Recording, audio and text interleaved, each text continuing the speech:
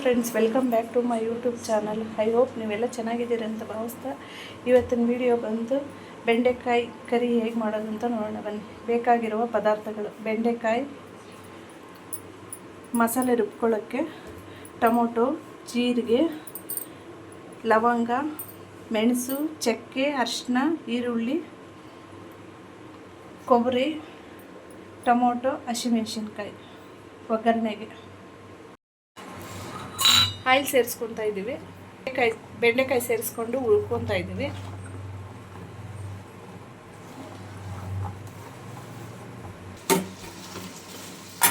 ಆಯಿಲಲ್ಲಿ ಚೆನ್ನಾಗಿ ಹುರ್ಕೋಬೇಕು ಬೆಂಡೆಕಾಯಿನ. ಈಗ ರೆಡಿ ಮಾಡ್ಕೊಳ್ಳೋಣ. ಒಣಕೊಬ್ಬರಿ ತಗೊಂಡಿದ್ದೀನಿ, ಟೊಮೊಟೊ,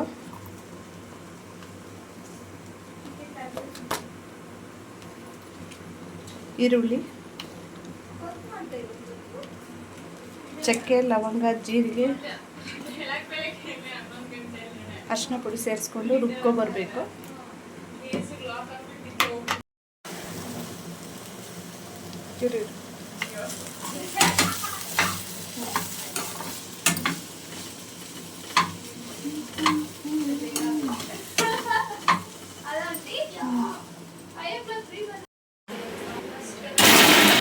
ಮಸಾಲೆ ಎಲ್ಲ ರುಬ್ಕೊಂಡಿದ್ದೀವಿ.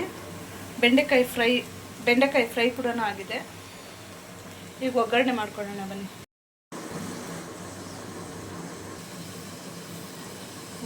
ಸೇರಿಸ್ಕೊತಾ ಇದ್ದೀನಿ, ಸಾಸಿವೆ ಸೇರಿಸ್ಕೊತಾ ಇದ್ದೀನಿ,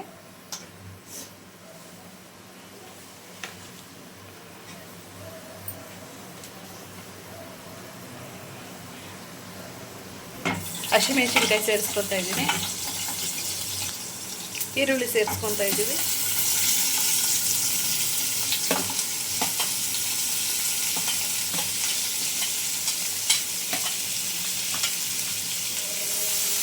ಈರುಳ್ಳಿ ಎಲ್ಲ ಚೆನ್ನಾಗಿ ಫ್ರೈ ಆಗಬೇಕು. ಕರಿಬೇವು ಸೇರಿಸ್ಕೊತಾ ಇದ್ದೀವಿ,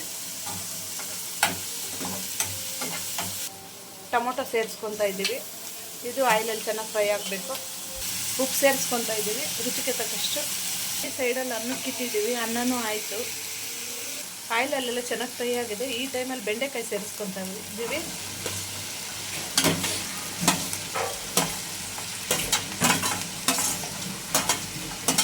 ಎಲ್ಲ ಒಂದ್ಸರಿ ಮಿಕ್ಸ್ ಮಾಡ್ಕೋಬೇಕು.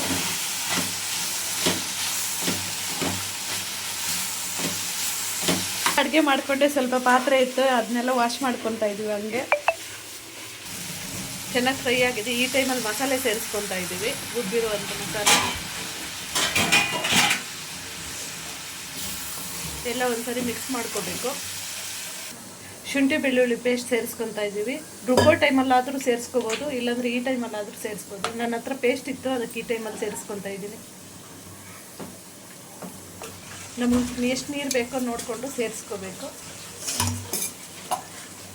ಗರಂ ಮಸಾಲ ಸೇರಿಸ್ಕೊತಾ ಇದ್ದೀನಿ, ಧನಿಯಾ ಪುಡಿ ಸೇರಿಸ್ಕೊತಾ ಇದ್ದೀನಿ. ಎಲ್ಲ ಒಂದ್ಸರಿ ಮಿಕ್ಸ್ ಮಾಡ್ಕೋಬೇಕು. ಕರಿ ಚೆನ್ನಾಗಿ ಕುದ್ದಿದೆ. ಫೈನಲಿ ಕೊತ್ತಂಬರಿ ಸೊಪ್ಪು ಸೇರಿಸ್ಕೊಂಡು ಸ್ಟವ್ ಆಫ್ ಮಾಡ್ಕೊತಾ ಇದ್ದೀನಿ. ಬಿಸಿ ಬಿಸಿ ರೈಸು, ಬೆಂಡೆಕಾಯಿ ಕರಿ. ಯಾರಿಗಾದರೂ ಇಷ್ಟ ಆದರೆ ಲೈಕ್ ಮಾಡಿ, ಶೇರ್ ಮಾಡಿ, ಸಬ್ಸ್ಕ್ರೈಬ್ ಮಾಡ್ಕೊಳ್ಳಿ ನನ್ನ ಚಾನಲ್ನ. ಕಮೆಂಟ್ ಬಾಕ್ಸಲ್ಲಿ ಕಮೆಂಟ್ ಮಾಡೋದು ಮರಿಬೇಡಿ.